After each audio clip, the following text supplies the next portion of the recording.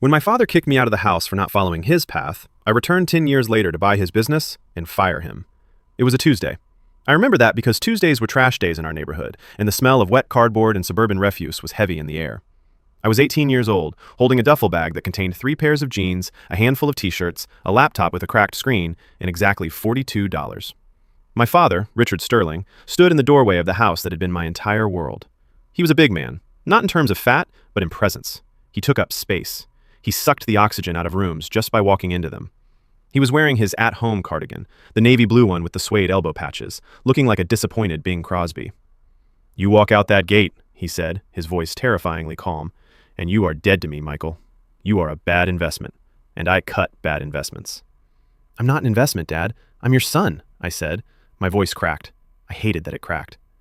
"In this family, there is no distinction," he replied, cold as ice. "I mapped it out for you. Business school, the internship at Sterling Logistics, the VP role by 25.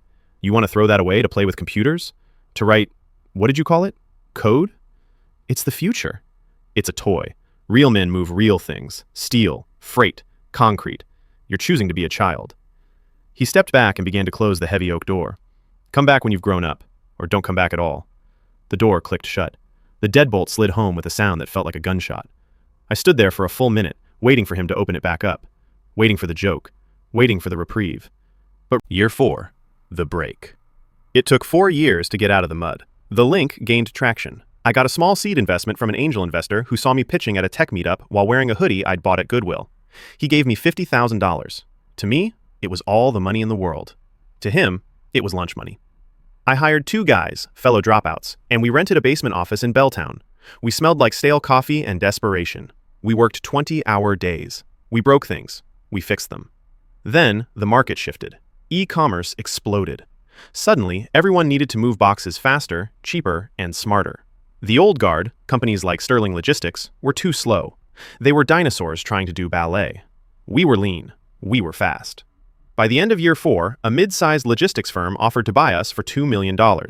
My partners wanted to sell. They wanted the cars, the condos. I said no. "Are you crazy, Mike?" my co-founder Dave screamed at me. "That's $1 million each! We're rich!" "It's not enough," I said. "What is enough?" "Enough to buy the world," I said. "Or at least, enough to buy the past." We held out. We doubled down. We expanded the software to handle international shipping manifests. We automated customs clearance. We started eating the dinosaurs' lunch. Year 7, the IPO. We went public under the name Vector Global. The ticker symbol was VCTR. Opening day on the NASDAQ was a blur. I rang the bell. I was 25 years old, wearing a suit that cost more than my father's car. When the market closed, I was worth $300 million on paper. I went back to my penthouse in downtown Seattle, poured a glass of whiskey, and looked at the city lights. I felt nothing. Well, not nothing. I felt a cold, hard resolve. I hired a private investigator the next day, not to spy on an ex-girlfriend, but to compile a dossier on Sterling Logistics. The report that came back a week later was fascinating. My father was struggling. The industry was changing, and he wasn't. He was losing contracts to tech-forward competitors, specifically competitors using my software. He was leveraging the company to the hilt to keep the lights on. He had fired the VP of operations. He was micromanaging. He was drowning. I printed the report and pinned it to the wall of my home office. "Not yet," I whispered. "Let him bleed a little more." Year 10, the return. The call came from a distressed asset broker in New York. "Mr. Sterling," the broker said, "we have a potential acquisition target that matches your portfolio criteria. Legacy logistics, hard assets, warehouses, a fleet of about 400 trucks. But the management is difficult. They're facing bankruptcy within the quarter." "Name?" I asked, though I already knew. "Sterling Logistics, based in Ohio. CEO is a Richard Sterling. Any relation?" I swiveled in my chair, looking out over the bay. "Distant relative," I said. "Very distant. Prepare the paperwork. I want to buy the debt first. Become the primary creditor. Then we move for a controlling stake." "It's a hostile takeover?" "Aggressive," I corrected. "We're saving them from themselves. But keep my name off the initial paperwork. Use the holding company, Apex Ventures. I don't want him to know who is coming until I walk through the door." "Understood. We'll have the papers drawn up." It took 3 months to maneuver the pieces. My father, desperate for cash to pay off a looming loan, accepted a lifeline from Apex Ventures without doing his due diligence. He thought he was outsmarting a faceless hedge fund. He thought he could take the money, stabilize the ship, and then push the investors out later. He didn't realize he had just invited the vampire into the house. Once we owned the debt, we owned him. We called in the covenants. He defaulted. We triggered the clause that allowed us to seize majority control of the board. It was time. I flew private to Ohio. It was raining again. The symmetry was poetic. I had a driver take me to the old headquarters. It was a brick building on the outskirts of town, surrounded by a chain-link fence. It looked smaller than I remembered. The Sterling Logistics sign was faded, the S flickering with a dying neon buzz. I checked my reflection in the car window. I was 30 pounds heavier than the kid who left, all muscle and good food. I had a beard, trimmed to the millimeter. My suit was Italian, charcoal gray. My watch cost more than the house I grew up in. Wait here, I told the driver. I walked past the security guard, who tried to stop me until I flashed the legal documents stamped with the seal of the new ownership group. Boardroom? I asked. Second floor, end of the hall, the guard stammered. I knew where it was. I used to do my homework in the corner of that room, while my dad yelled at union reps. I took the stairs. My heart was hammering, not from fear, but from adrenaline. This was the kill. I pushed the double doors open. The room was exactly as I remembered it. Dark wood paneling, the smell of old paper and cigars, a long mahogany table. Around the table sat 6 people. 4 of them were old men in cheap suits, the cronies my father kept around as a rubber stamp board. And at the head of the table sat Richard Sterling. He looked old. That was the first thing that hit me. His hair was white. His face was drawn, the skin sagging around the jaw. The arrogance was still there, but it was brittle now, like dried paint. He stopped mid-sentence. He was holding a styrofoam cup of coffee. "Who the hell are you?" he barked. "Security!" I didn't say a word. I walked to the opposite end of the table and placed my leather briefcase on the surface. The sound echoed in the silent room. "I asked you a question," he growled, standing up. "This is a closed meeting." "It's an open meeting now," I said. My voice was deeper than he remembered. One of the board members, a guy named Miller who used to give me candy when I was 5, squinted at me. "Wait a minute," Miller said. "He looks familiar." My father stared. He squinted. Then his eyes went wide. The recognition hit him like a physical blow. He slumped back into his chair. "Michael?" "Hello, Richard," I said. I didn't call him Dad. "You..." He looked me up and down. "What are you doing here? I told you..." "You told me to come back when I'd grown up," I interrupted. "I'm back." "You can't just barge in here. We're in the middle of a crisis. Apex Ventures is trying to gut us. I don't have time for a family reunion." He waved his hand dismissively, trying to regain his composure. "If you need money, talk to my secretary. I can maybe spare a few grand for old time's sake. But get out." I laughed. It was a dry, humorless sound. "You think I'm here for a handout?" I opened my briefcase. I pulled out a single thick document bound in blue plastic. I slid it down the long table. It spun perfectly, stopping inches from his hands. "What is this?" he asked. "That is the transfer of ownership," I said. "I am Apex Ventures." The silence that followed was absolute. You could hear the hum of the air conditioning unit. "You..." He picked up the document, his hand shaking slightly. He flipped through the pages. You bought the debt?" "I bought the debt. I bought the banknotes. I bought the vendor liens. I own the trucks in the lot. I own the building we're standing in. I own the chair you're sitting on." I walked slowly around the table. The other board members pulled back as I passed, as if I were radioactive. "How?" my father whispered. You were nothing.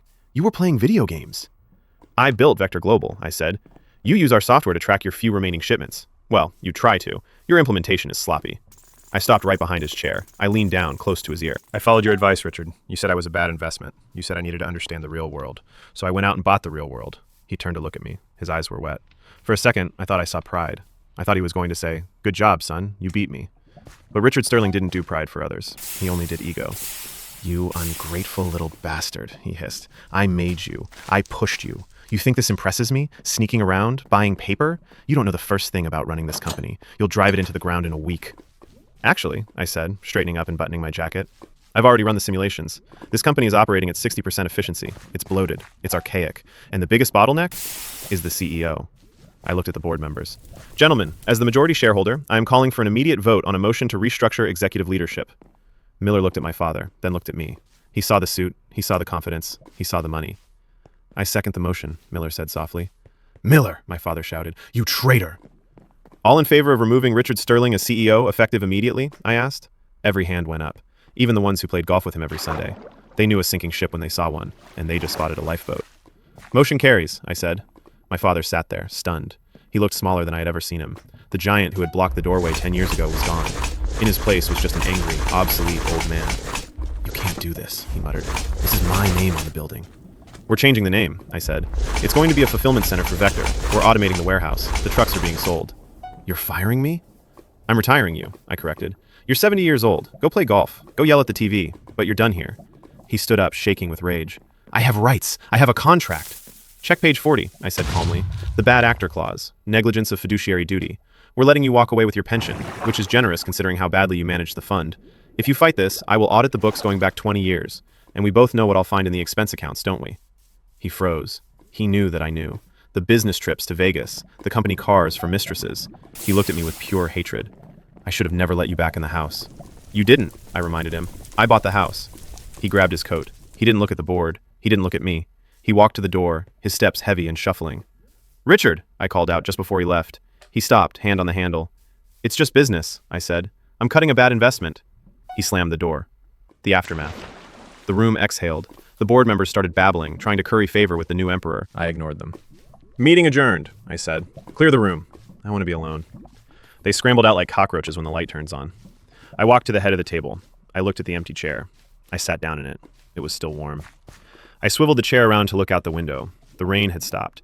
The clouds were breaking and a shaft of sunlight was hitting the wet pavement of the parking lot below. I saw my father walking to his car, a Lincoln that was 3 years old. He looked tiny from up here. I watched him get in and drive away. I reached into my pocket and pulled out my phone. I dialed a number I hadn't called in 10 years. Hello? A woman's voice. Older. Fragile. Mom? There was a gasp. Michael? Oh my God, Michael. Hi, Mom. Where are you? Are you okay? I'm okay, Mom. Actually, I'm in town. You are? Does your father know? Yeah, we just spoke. Oh dear. Was it bad? I looked around the boardroom. I looked at the empire I had just conquered. I thought about the 10 years of grinding, the loneliness, the hunger, the fire that had fueled me every single day. I thought about the vindication. It was necessary, I said. Will you come by? The house is so quiet. I will, I said, but not today. I have some work to do. But Mom? Yes? Pack a bag. You've always wanted to see Italy, right? Yes, but Richard never wanted to go. Richard isn't invited, I said. I'm sending a car for you tomorrow. We're going to Rome. Michael, I can't just... You can. I'm taking care of everything now. You're retired too, Mom. You just don't know it yet. I hung up. I sat there for another hour, watching the sunset reflect off the puddles in the logistics yard. I felt a strange sensation in my chest. I expected triumph. I expected joy. What I felt was relief. The ghost that had been chasing me for a decade was gone. I wasn't the kid with the duffel bag anymore. I wasn't the disappointment. I picked up the landline on the desk, my desk. I dialed my assistant back in Seattle. Yeah, boss? Get the transition team out here by tomorrow morning, I said. We're stripping this place down to the studs. I want new servers, new logistics software, and a new sign out front. What are we calling it? I thought about it. I thought about the name Sterling. It meant silver, valuable, but soft. Call it Ironclad, I said. Ironclad Logistics. Got it. Anything else? Yeah, order a new lock for the front door. The old key doesn't work anymore. I hung up and leaned back. The leather creaked. It was a good sound. I had won. It cost me my relationship with my father, 10 years of my youth, and every ounce of innocence I ever had. But looking at the ledger, the ROI was excellent. I opened my laptop, the screen glowing blue in the dim room, and started to code. There was work to do.